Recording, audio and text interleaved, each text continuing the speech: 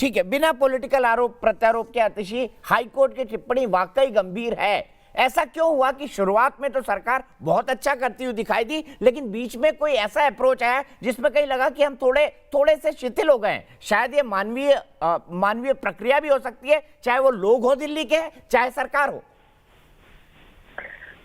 नमस्कार दीपक जी। देखिए, सबसे पहले जो एक चीज जरूरी है हमें कोरोना वायरस के बारे में ये मानना कि वो कब और कैसे पीक होता है, कब फैलता है ज्यादा, अभी तक हम इस वायरस को समझ ही रहे हैं। सिर्फ दिल्ली में नहीं, अगर आप देखिए पूरी दुनिया में एक तरह से एक नया सर्ज और एक नया पीक आया है और दुनिया के अलग अलग हिस्सों में केसेस पहले से ज्यादा स्पाइक किए हैं।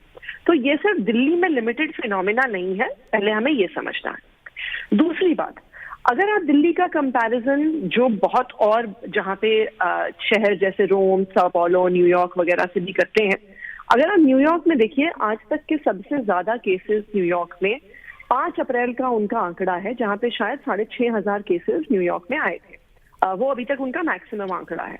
लेकिन जिस दिन न्यूयॉर्क में 6,500 केसेस आए थे, वो आपको भी याद होगा, वो मुझे भी याद है कि न्यूयॉर्क के हालात ये थे कि वहां पे सड़कों में, अस्पतालों के बाहर, पार्किंग में, फुटपाथ पर, कॉरिडोर्स में हर जगह पेशेंट को लिटाया हुआ था, स्ट्रेचर पे था। और एक ही दिन में जब 6,500 केस थे तो 550 मौत भी हुई थी। ये न्यूयॉर्क की स्थिति थी। आज भी अगर आप दिल्ली को देखिएगा तो उससे ज्यादा केसेस भी आते हुए दिल्ली का मेडिकल इंफ्रास्ट्रक्चर इतने हैवी केस लोड से आज भी कोप कर रहा है।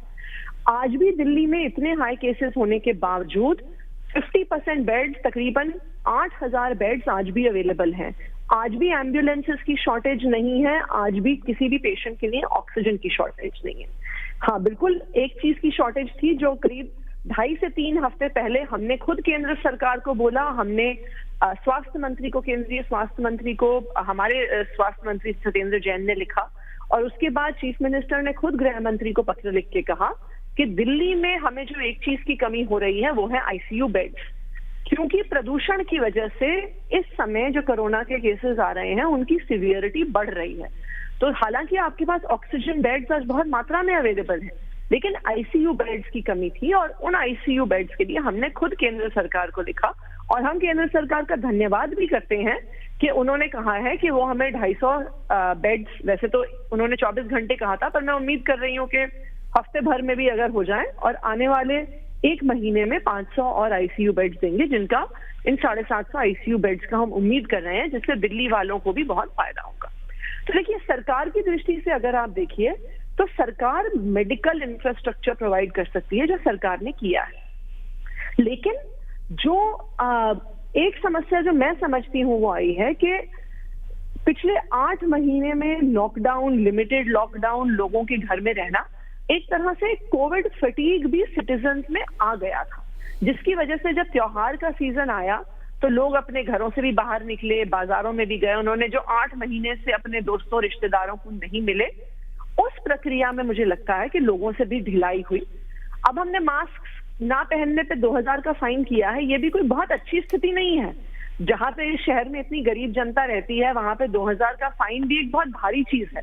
और इस प्रकार का जो डंडा चलाने वाली नीतियां हैं, वो भी कोई आसानी से हम लाना भी नहीं चाहते, पर एक परिस्थिति पे आई है, इसको हमने शामिल किया है।